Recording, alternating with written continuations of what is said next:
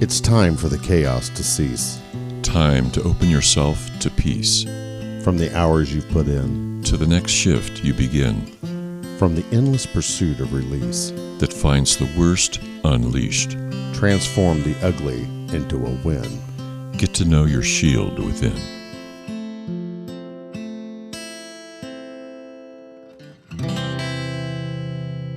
Welcome back to part 2 of The Shield Within. I'm your host, Marc the Cop. We have FD Donnie on mic number 2. That's and me. The Silvertone Devil himself is not in the studio this evening. So Donnie and I come out and decided to do some promos. So our guest tonight for the second half is Nick Ruggiero of the Roll Call Room podcast. We're just going to take this up, but we got to do a little bit of announcements first.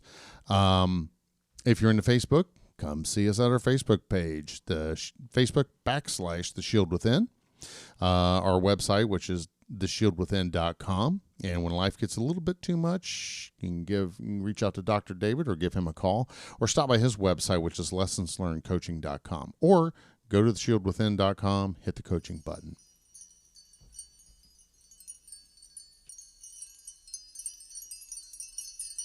That's where our system and one of our systems in law enforcement is broken. Is our hiring horribly. I mean, you see people being passed around like a peace pipe over and over and over, like Art Acevedo, the chief of police that got kicked out of Miami. He got kicked out of Dallas. Now he just got hired in Colorado last week. This is a guy that's shrouded in controversy. This guy is shrouded in scandal. But we just keep giving the guy the 5 stars. We just keep fucking pinning 5 stars on him, and we keep putting him in leadership positions. Yeah.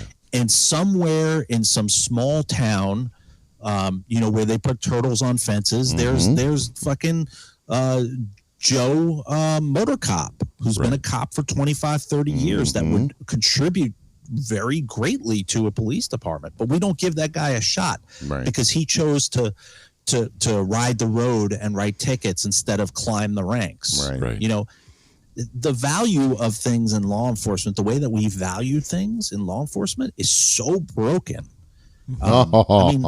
Testify, my brother.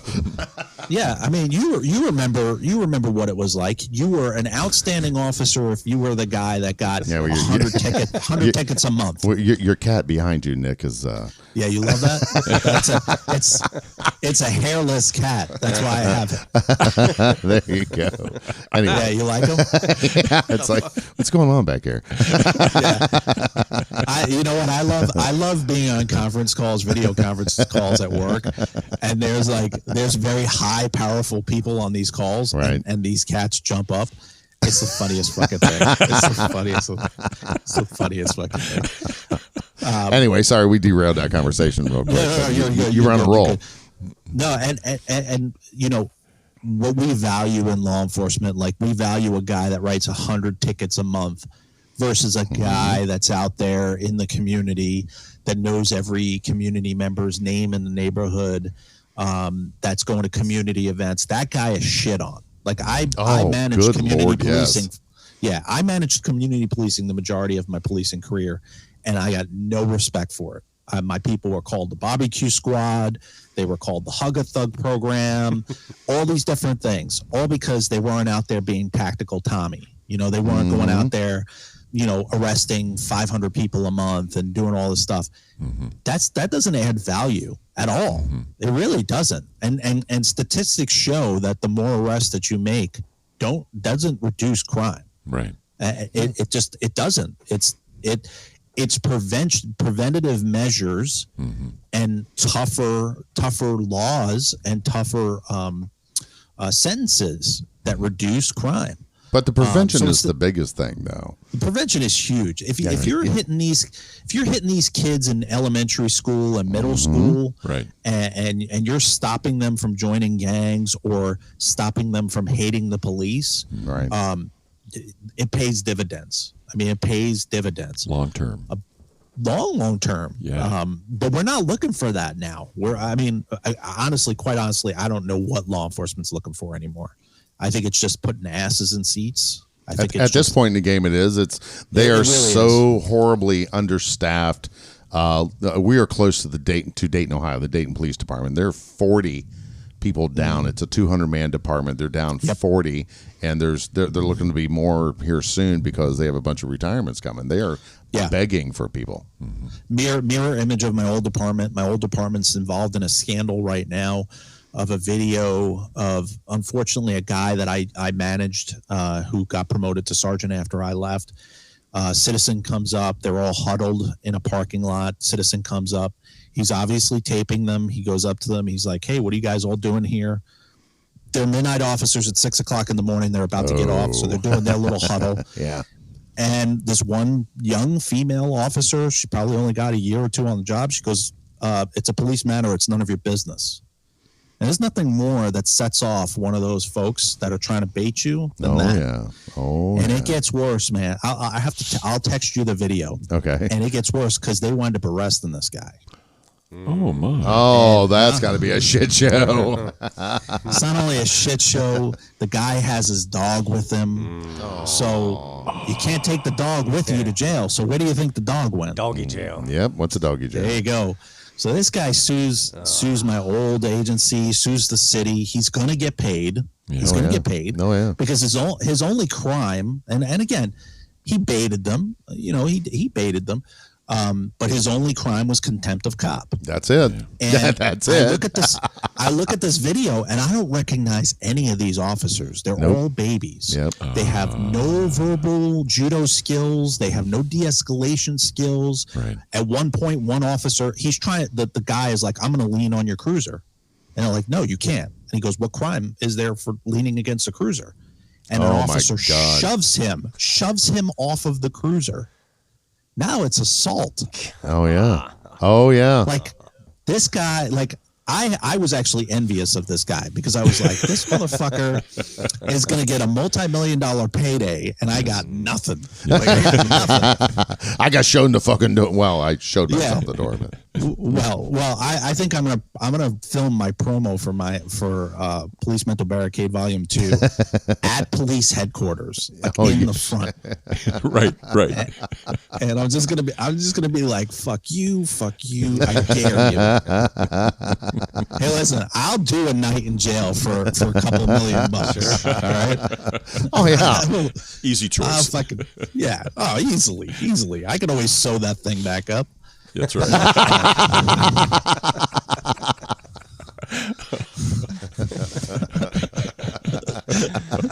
We'll just let everybody digest that real quick. I get it. Yeah. Oh, you naughty boy. Somebody's in their police cruiser right now going, "To carry the one." Oh, yeah. Just let David talk to me some more. Just exhale, Nick. That's awesome. What a future. You're not angry anymore, or as much, directly as a result of being valued. Absolutely. And so, like, now that you're valued, what is different about going home after work? Well, so I'm pretty fortunate. Like, so I have a pretty large territory that I have responsibility for. So I work a lot from home, and that is huge for me because I get to spend a lot of time with my family. Right. But yeah, my cat is on fire today. But I like my company so much that I recommended for my wife to go and work for this company. Oh. So my wife works for the company now. And that's always fun because my wife was a sheriff's deputy while I was a cop in the same jurisdiction, in the same city. So, we kind of have the same similar PTSD. Even though it's a different agency, the leadership, the lack of leadership at her agency was just as bad as mine. Right. But it's fun now because now we can have these conversations where, like, even on our worst day at the current job that we're at doesn't even hold a candle to where we were. Right. And I think anybody that leaves law enforcement and goes into the private sector would probably feel the same way, where they're like, this is my worst day. That's it. Right. This is it. Like I'll take this shit all day long, man. I'll take this shit all day. I was like, and I've had those moments where I've had to tell my folks that work for me, I'm like, you need to have a mind of a goldfish. Just like let it fucking go. Like Yes. it's Yes. in the grand scheme of things, it's not life and death that we're dealing with. Right. We're dealing with things that are always evolving, and quite honestly, if you make a mistake, it's not going to cause somebody to lose their life. In the other job, that was the case. Yes. And that creates a lot of stress. Absolutely. But I think, more importantly is I think it's good for my family. The move was good for my family. Yeah. And it's good for my cats. I saw the kitty just like, hey, don't forget us. Yeah, she's my service cat. What's her name? I gotta know her name. That one's Ivory. Ivory. I have two of them. I have three of them the same color. So it's hard to determine. Yeah, that one's Ivory. All right. Yeah. She's like, I want to get in on this. This sounds like a good time. She's like, yeah, fuck law enforcement. Fuck them. Fuck the cult. Yeah, fuck them. Don't drink that Kool-Aid.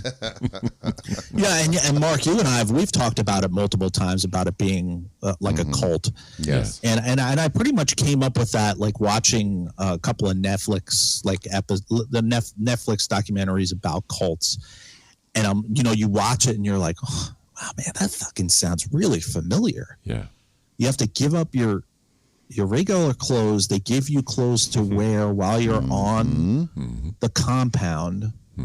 You aren't allowed to hang out with anybody that's not in law enforcement anymore, or eventually they disappear because you just don't relate to them anymore. So now you've isolated yourself from the outside world. They give you a special language. Yeah, they get language to talk and different language, different access that other people don't have to the compound, power, different things, and then you start to see like people that have escaped the fucking cult, where they're like, oh, that bitch is crazy. tracking down.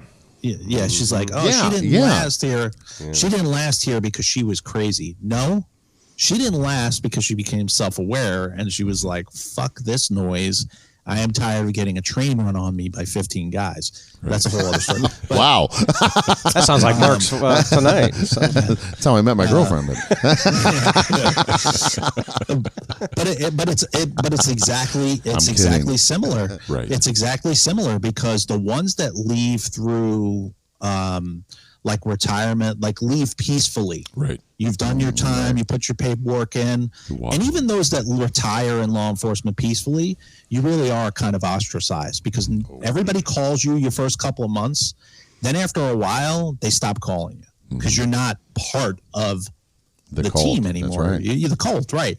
You see them during like yearly qualifications for your firearm or holiday parties, but eventually newer people come in and they don't really remember who you are, and then you're just ostracized. But then the retirees have their own meals and they stop going to the active. Yeah. So the retirees all start hanging together, and like at my agency, I guess all the retirees qualify together, so that they even get a chance to interact with the new guys.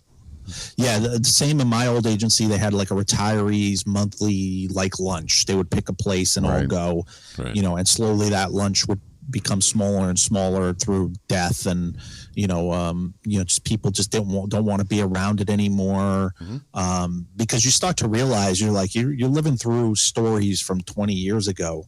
That's dangerous for your psyche. You're just like you're constantly living through those old stories, and you're like, it's time to start living through some new ones. Like start making some new memories, and and I think, to your point, as far as coming home, I think for me, and we're going to start up the Roll Call Room podcast again. I'm going to have my wife on the first episode. Awesome. And really, I want to talk to her about what she sees now that I've been out of it, now that I'm in this job. Right. I'm cranky sometimes still, like that's just man period shit. Menopause. Yeah, menopause, but I think overall,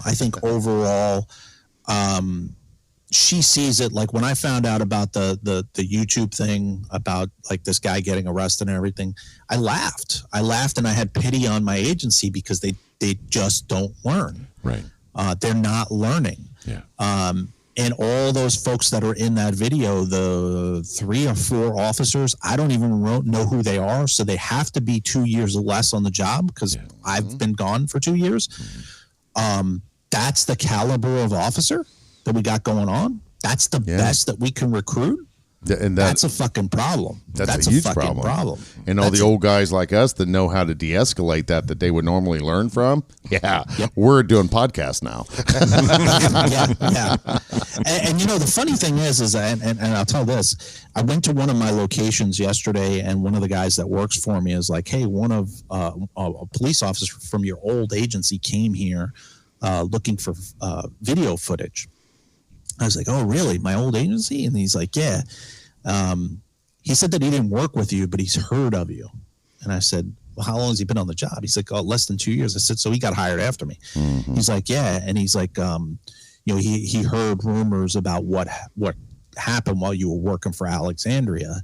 And he was asking me what it's like to work for you. And like, are you a good guy to work for and all this other stuff. And I was like, what'd you tell him? He's like, "I told him you're fucking best boss I've ever had." But he goes, "It's just weird that like he wasn't there when you were there and he knows about you." Right. And I said, "Yeah." I said, because it's used as a suppression tool, because what they do is they're like, "Hey, listen, we had a guy that used to work here. He was a sergeant here. And, he started a podcast. He started making some waves. So if you think you're going to go rogue in this agency, be careful because they clipped this guy's fucking wings." And that's sad because it's still going on. They did. Yeah, they did.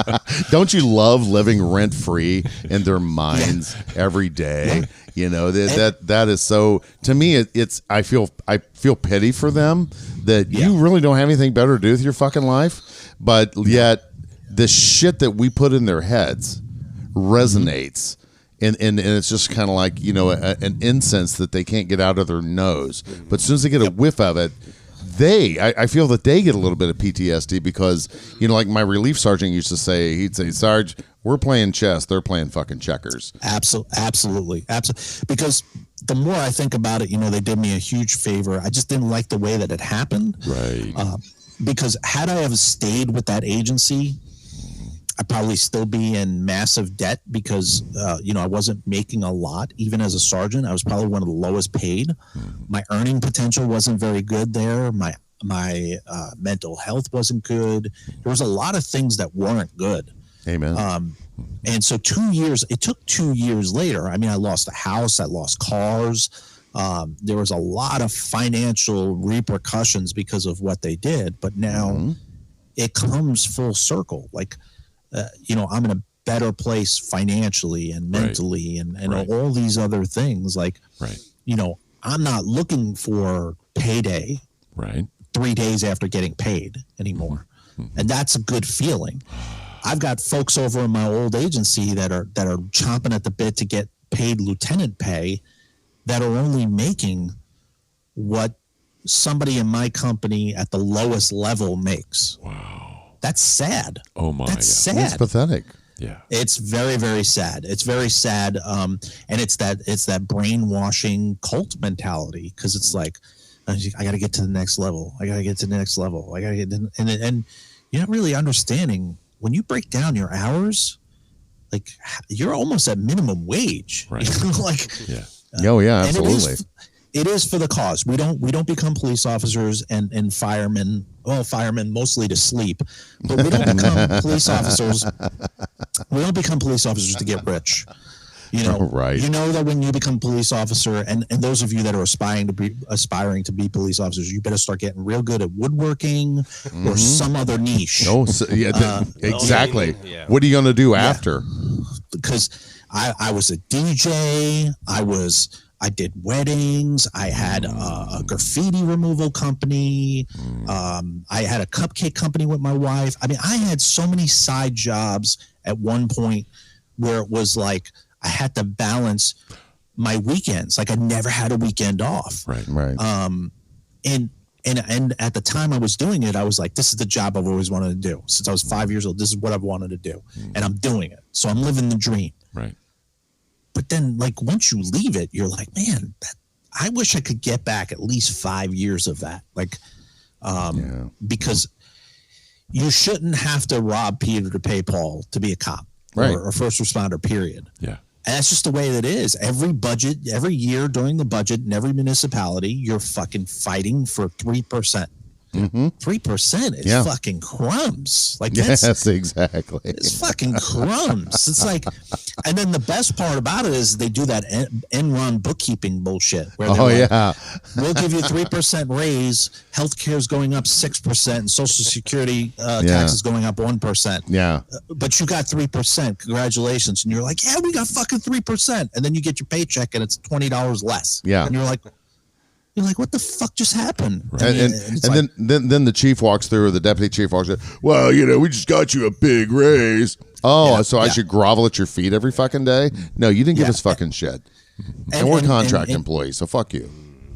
Yeah, and you don't realize it. Like the younger officers, like the ones that are in that YouTube video, you don't realize when they write those zeros at the end of the check for this guy, that is going to fuck your fellow officers, because when it comes next year for a raise, that money's got to come out of somewhere. That's right. It's not going to come out of the police budget per se. Right. But there's going to be, let's say they pay this guy $5 million. Now there's going to be $5 million less in the city's budget next year. Yep. And so they've got to make up that $5 million. So the first thing that they're doing is they're whipping out that KY, and they're getting ready to grease it up for first responders, firemen, when they wake them up, and police officers, they're going to take it out of them somewhere. Right. Oh, yeah. And, that's why some of these municipalities go fucking bankrupt. Like Ferguson almost went bankrupt. Oh, yeah. The money's got to come from somewhere. Right. It's got to come from somewhere. Yeah, and their insurance doesn't cover that, but most of them are self-insured anyway. Self-insured. And so, with this guy, they are going to pay. They're going to settle, or else they're stupid. Right. They're going to settle. People are going to lose their job. They're going to get demoted, or whatever's going to wind up happening, but they just don't fucking learn. They just don't learn. And I had a conversation with somebody from the show, off the air, and they were like, well, what would you have done in that situation? I would have said, I'm the sergeant on duty. I would have said, you get back in. The girl that said to him, this is police matter, none of your business. Get back in your car, meet me at headquarters. I'll have a conversation with you. You back in service. Get out of here. Sir, I'm Sergeant so-and-so. You're absolutely right. She shouldn't have talked to you that way. Would you like to make a formal complaint? Would you like to make it official, or would you like for me to handle it? I want to make a formal complaint. Great. Sir, here's my business card. This is the address to our police headquarters. You can go down there, speak to II, and they'll do the formal complaint, or I can take care of the initial statement from you, and then I'll pass it on. Is that okay with you? And if he goes on and on and on, sir, I've given you my business card. I've given you the address for headquarters. I've given you the instructions on how to make a formal complaint. There's nothing more that I can help you with, sir. Have a great day. Get your fucking car and get the fuck out of there. What's his complaint? What's his complaint on you as the sergeant? Yeah. Nothing. That you drove away from him? Rude and discourteousness? Right. That's not rude and discourteous. No. You have a business card? Yeah. But instead, and you'll see it when I send you the video. I wish I would have sent it to you first so that you could review it. Some and talking points, yeah. But when you see it, you're going to be like, everything that could fucking possibly go wrong in this thing goes fucking wrong. Like, this guy's like, I'm going to sit on the hood of your car. And they're like, no, you're not. And he goes to sit on the car, and the sergeant who used to work for me as an officer, he's like, now you're under arrest for disorderly conduct. And I was like, the uniforms don't count for the 3 or more people there, bro. I was like, what are you doing, man? What are you doing? Well, it's an old sergeant told me years ago, if it wasn't for stupid cops, we wouldn't have case law. Yeah, and it's unfortunate because I know this guy. I'll leave it at that. I know this guy. He worked for me in patrol, and he worked with me in community policing, and he knows better. He knows better because he's seen me defuse situations like that before. Oh, sure. And that's the best way to do it. Yeah. I'd always have a conversation, and this is a learning point for anybody that's a supervisor or above in law enforcement. I always had a conversation with my troops at headquarters in my office. If ever there's a situation like that one, you're going to hear me tell the citizen, it's like when dad comes home from work. Mm-hmm. You're going to hear me turn around and say, you get back to headquarters and I'll have a conversation with you later. That's to diffuse the situation. They have no fucking clue what our conversation is going to be like later. This is what our conversation is going to be like. That guy was a dick. Did you see him? Fuck that guy. Fuck that guy. You're welcome. But you go, you get back to headquarters, we'll have a conversation. Sir, ma'am, you're absolutely right. They shouldn't have talked to you that way. In my head, I'm saying they should have fucking talked to you a whole different way, which was to tell you go fuck yourself. But I'm glad that they didn't do that. But you diffuse the situation, you de-escalate it, and get the fuck out of there. Yeah. Like, you don't stick around. I always end those conversations with, have a blessed day. Yeah. Or anything else that I can help you with, sir? Yeah. Anything else? Yeah. And if they go, well, I don't understand, but. Sir, we've already had that discussion. Is there anything else that I can help you with today? Right.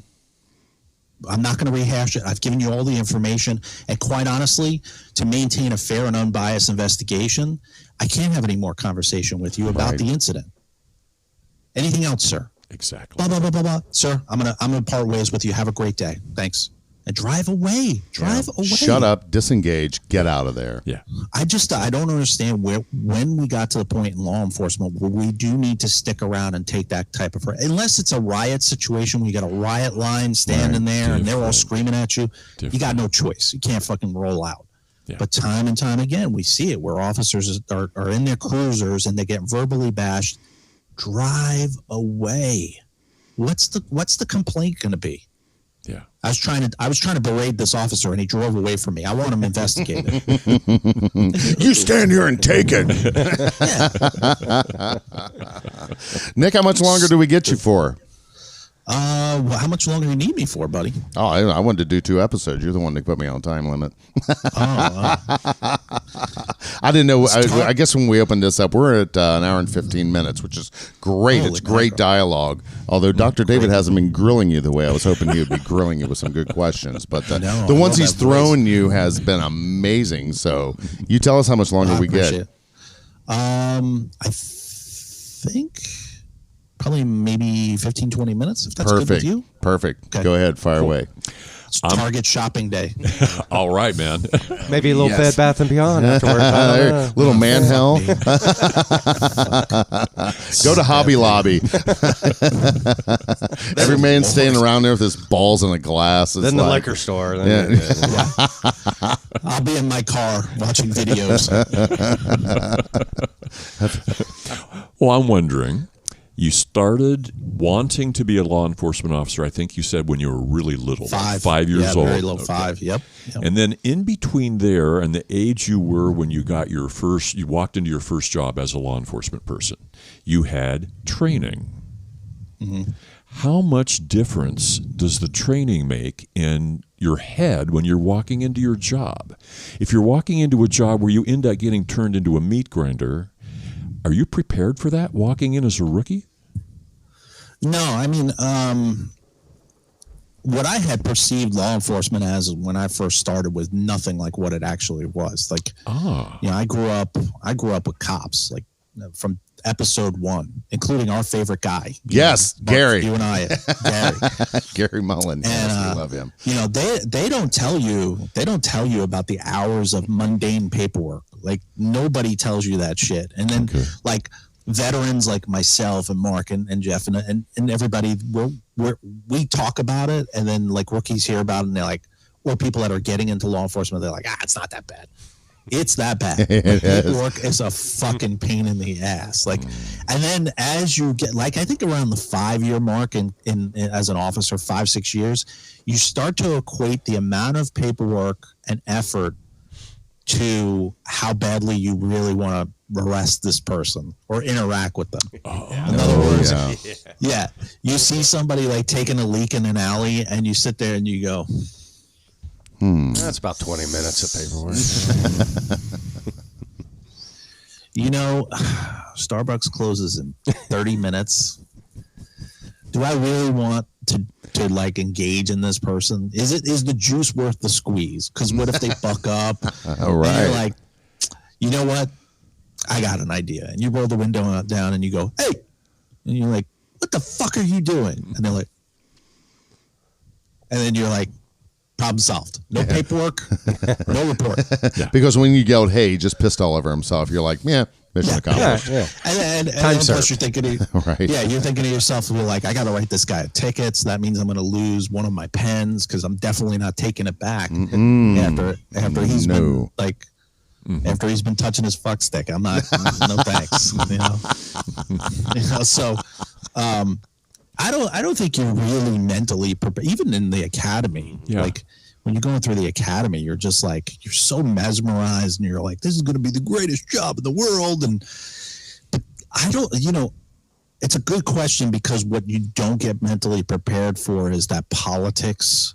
Nobody teaches you how to navigate through the politics, even as a rookie. Wow. Like, you get into the job and you're like, you don't really know how to navigate through politics. You don't understand how the hierarchy works and the chain of command works. And I'm not talking about chief, captain, lieutenant, sergeant, where the hierarchy is on your shift. Right. Which is the most veteran person does absolutely nothing for a reason. They've earned it. They've earned the ability to take it easy. You got somebody that's 20 years on the job and still on midnights. That's probably somebody as a rookie, you should chime up on the radio and be like, hey, send 231 in service. I got that. Yeah. You like, that's out of respect. And I wish somebody would have taught me that early on because it gives you a lot of street cred with your veteran peers. And it does because you'll see veterans will turn around and perk up and go, okay, this kid's got some respect. He's got some respect. Yeah. Or you show up on scene and you're supposed to be back up in there, the primary, and you go, hey, I got this. I'm going to take care of this. I'm going to take this paperwork for training because I want to learn. They're going to perk up and they're going to be like, fuck, this kid is aces. Yeah. You may not be aces, but at least you might start out like with some cred. Right. But I think that's where academies really need to start focusing on, which is like mental health preparation and services that are available to you, because in the academy they aren't teaching that shit. They're teaching like, mild PTSD awareness. They're not teaching a lot of stuff. Unless one of you know something that I don't know. I mean, the newer, they don't want to scare them. Right. In Ohio, the basic curriculum, and I've done a little bit of work with the program. It's called Blue Courage that we started introducing into our basic police academy. But it's just basically how to take care of yourself. It's not, hey, you're getting ready to get in a fucking shit show there, big guy or girl, whoever it is. But, it's basically how to. But if I'm paraphrasing or if I remember the program properly, but at least it's something, because when I went through, it's like, hey, suck it up, Buttercup. Yeah, in my academy, we never even discussed PTSD, law enforcement, suicide was never discussed. Oh no, never happened. It wasn't as prevalent as it is right now. I mean, and I think a lot of it has to do with agencies are struggling to put asses in seats. So you start talking about that stuff, you take a chance of scaring them. And then they were like, whoa, wait a minute. Not only do I have to worry about getting shot, now I got to worry about shooting myself. Wait, I didn't sign up for that. You're like, what do you mean? Like, how does PTSD from what? And then you're like, well, like if you told them the truth in the academy and you're like, treasure what you are right now, because 20 years from now, you're going to be a shell of a person. You're not even going to recognize the person that you are. Yeah. Like, you like going out right now to the club. You like going out when, to Target during the peak time when people are all around you, and you like that now. Come talk to me in 5 years. Come talk to me in 5 years when a good day off is you with the lights off in your living room with a Snuggie on and not want to interact with anybody. Yeah. And a bottle of Buffalo Trace. That's right. Yeah. And the thought, the thought of hanging out with 10 of your friends. Yeah. Mr. Hat said, "Here, I left you some." You're welcome, Mark. You're welcome. The employees at the liquor store know you by first name. Hey, Mark, we got this new bottle, and we'll give it a try. No, sure. Yes. Yeah. You walk in, they know you by the first name. That's funny. Yeah, exactly. Mark. But and you know, I've talked to a couple of rookies when they first started, and I'm like, just consciously make sure that you're keeping a 50-50 balance outside and inside, 50% civilian, 50% law enforcement. Just make sure you're making that conscious effort. Yeah. And like, oh, that's not hard. I have friends since I was a kid. I hang out with, plus my college friends, and you're like, dude, in 5 years, fast forward, those people are going to be contacts in your phone that you reach out to maybe once in a while. Ghosts. Because they just don't relate. And then when you do meet up with them, all they want to hear is cop stories. Yes. They just want to, because they're working at fucking IBM or some shit where they're making photocopies all day, or their job is mundane. Right. And they're like, oh, what's the craziest thing you've done on the job so far? And then you feed into it. And the first couple of years, it's cool because you're like the cool kid when you go out, because you got all the cool stories. But then after a while, it's just like, fuck, I just want to detach from the job. Yeah, I don't want to talk about that shit, dude. Do you ever shoot anybody? Yeah. Oh, yeah. Yeah. Yeah. Oh, that's always the first fucking question. Like, oh, you ever shoot? What's it like to carry around a gun? And you're like, Hurt your Yeah, head. It's called it's called pain. That's what it's like carrying a fucking 30-pound rig around all day. my hip loves getting into the car every day. And that's like they don't prepare you. They don't prepare you for like the aches and pains as you get older. Like, man, I get out of my car now and I'm like, I feel like I'm like 80 years old. I'm like, fuck, my back hurts, my hips hurt, my legs hurt. Like when it's about to rain and it's muggy outside, my joints hurt.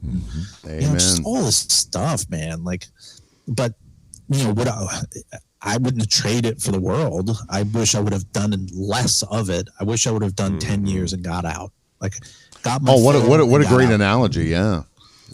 I wish I would have just done my time, like got my adrenaline rush out of the way, got my experience, and got out. Like, because had I have went to work for this company I'm working at now 5 years ago, fuck, I'd be retiring. Be head fryer this year. Head fryer. If only they fucked with me back then. I'd have been on the chicken line by now. Then again, 5 years ago, I don't think podcasts were really that much of a thing. You know, like, you're a wealthy podcaster. yeah. Like when we started the Roll Call Room podcast, I think there were only like maybe 10 or 15 notable law enforcement podcasts that were out there, and the majority of them were safe. They were like from they were from magazine like police1.com had their own podcast, like safe ones where they're more talking about like tactical gear. And no fault to their own. They were kind of like an hour-long commercial. Yeah, right. Correct. Yeah, they served a purpose because they were like, today we're going to talk about the P341, blah, blah, blah, blah. And you're like, oh, I wanted to know about that. But, boring. But nobody was like, especially if you were still on the job, nobody was doing that. Nobody was getting on there. Right. And that's what I loved about your show, Nick.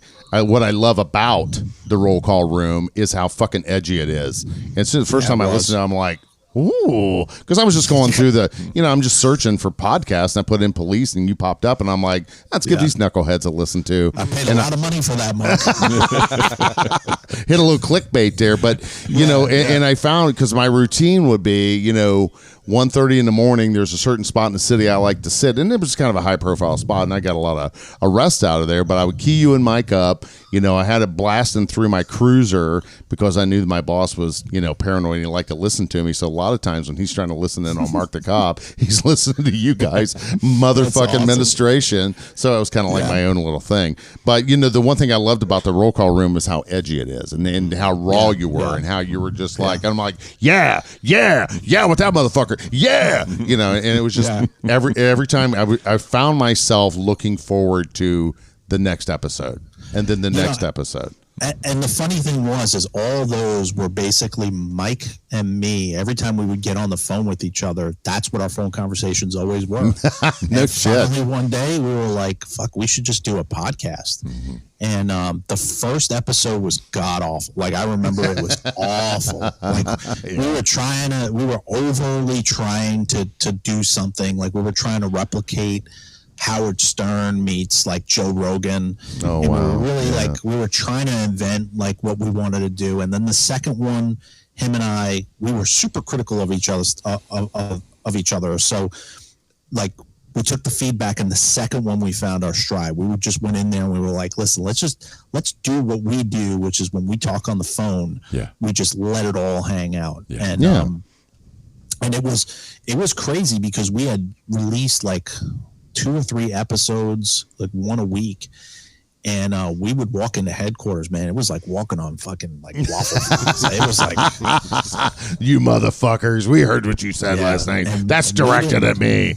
Yeah, we didn't advertise it on our Facebook accounts, our personal Facebook accounts. We didn't tell anybody in the department, but it bled through. Like it like we woke up, same thing like what happened with my book. We released it, and I was like, well, there's 300 people in our department. So if it's less than 300 people, there's a chance that it's not anybody in our department. That's how stupid my logic was. And like we woke up the next day and it was like 1,400 listens. Oh, yeah. And I remember I still have screenshots in my phone where I would screenshot each time it would go up, like 1,400 listens, 2,000 listens. And then so I would send them to Mike, at our heyday, I mean, we were doing like, I'd say like 15, 20,000 listens on one episode within the first 24 hours. Wow. Oh, yeah. I was one of them. It was crazy. And then, like, we would get officers, and this is what I tried to get through to my chief, my former chief. We were getting officers stopping us in the hallway at headquarters or out on the street. Like, after a call was over, they'd say, hey, Nick, could you hold back for a second? I'd be like, yeah. Never talked to this officer before. We don't hang out in the same circle. We're not the same personality, so on.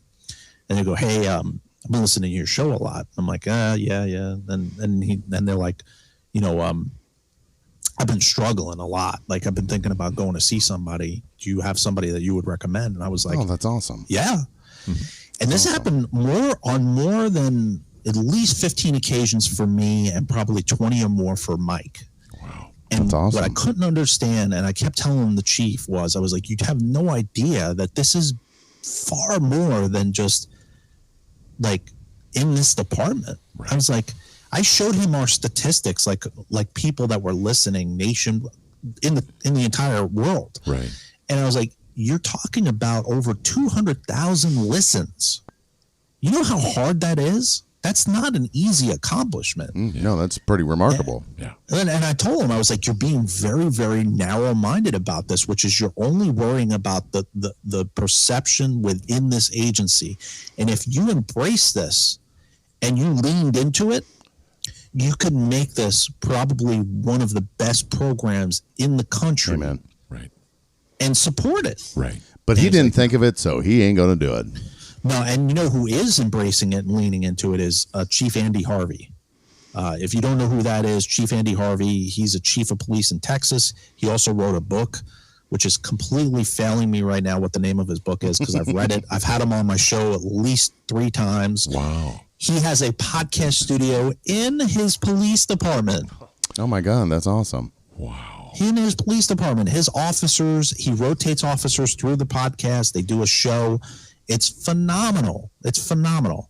And he's embracing it, and he's very well liked, so much so that he is also not only the chief of police in his town, he's also the town manager. Oh, wow. Okay. Is it a big city or? It's in Texas, so you know everything's big there. But the thing is you know how difficult it is to not only be the chief of police, but you're the chief's boss. Right. You're your own boss. Right. I got to look in the mirror to give an order. Yeah. I hope he's getting double the pay, though. Right. I would want 2 offices, you know, like, Right. like if somebody came into my office and like came into my chief of police office and they were like, hey, I want to talk to you about the budget for for paving the roads. I would go, hold on one second. We need to go next door to my other office and walk into the other office and sit down and go, I'm the town manager now. Send them out the door to the secretary. You go through the back door and you come in the back. He's in his office. Go ahead. You're the same guy. Please go back up to my secretary. I want to see your manager. Oh, hold on. Hello. Yeah. Yeah. That'd Put be a different funny. hat on. Exactly. I'm thinking the same thing, man. There's that hat thing again. Mr. Yeah, Hat. everybody loves the hat. Stetson. The bigger the hat, Stetson the on better. as the city manager. Put a stogie in your mouth, and you're like, Hey, you'd be like John Dutton. "What can I help you with?" That's awesome. Awesome. How are we doing with time? Yeah, that's up to Nick. We're really good. I think we're. Yeah, wrap. All right, time to wrap If you it want up. to do another one, we can do another one. Time to go to Target. We'll do it next week. Yeah. Okay, perfect. Yeah, that's fine with me. Yeah. Yeah, Sounds that's real good. awesome. You're going to edit all this B-roll out, right? This is all A-roll right here. What are you talking about? That's how I roll, man. Have you listened to I this didn't one? I didn't edit anything out unless like somebody said like a commander's name or our agency in the roll call room. That's Right. the only time I edited anything out. Yeah, And no, I don't sometimes think Mike we- will do it just to like be a like fuck me up. Like Well, I don't think we did anything this show here that really needs any editing or hitting any beeps. But you know, we'll listen to it again when Donnie goes in and does the editing. Nick, thank you so much. This has really been a pleasure to have you on our show. We look forward to being on yours if you so Yes. desire. I'd like to kind of switch hopefully the it hat. records. Yeah, exactly. Now that we know how to use our shit, I know. It was kind of funny. We were trying to do a show the other night, and I kept effing it up. But yeah, anyway, Technology. exactly. But man, it's an absolute honor and a pleasure to have you on the show. This has been the quickest, one of the quickest podcasts we had because the conversation is just so great. Right. Love it. Thank Love you it. so much. Thank you a We bunch. look forward to talking to you very, very soon. Yes. And again, it's Same. the Roll Call Room podcast, correct, on Facebook? Yep. It's RCR, isn't it? Go ahead and do your promos there. I don't have them written down. If anybody needs to reach me, they can reach me at nick@rollcallroom.com. And our podcast is the Roll Call Room Podcast. You can be found at all podcast platforms. And all of the classic episodes have been re-released, so they are available now. Good. Yeah. Very good. And website? Rollcallroom.com if it's still running. You quit paying for it, so it's like, hell with it. It's just automatic payment at this point. Yeah, that's the way mine is, or ours is as well. Yeah. So Yeah. check them out. The Roll Call Room.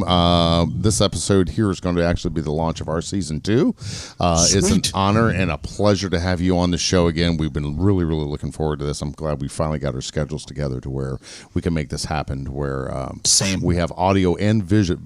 So season 2, we're going to be videoed. So you see our goofy asses and your fucking cat. So. What was that you said the other day? We had one of my officers in, and David was interviewing her, and she snapped off a photo. And David's like, Kelly looks like she's. Well, Kelly looks great. The rest of it looks like a field trip for the assisted living facility. Our old gray asses. I'll send you a picture. I mean, I do need staff, right? Yeah, exactly. You should really look into that OnlyFans thing. I'm just saying. That's so funny. All right, Nick. love it. Thank you so much. Thank you, Pro. Thank you. All right. Key the music. See the music, Donnie. May your days and nights find you strong and safe. May you take your place as your family's face.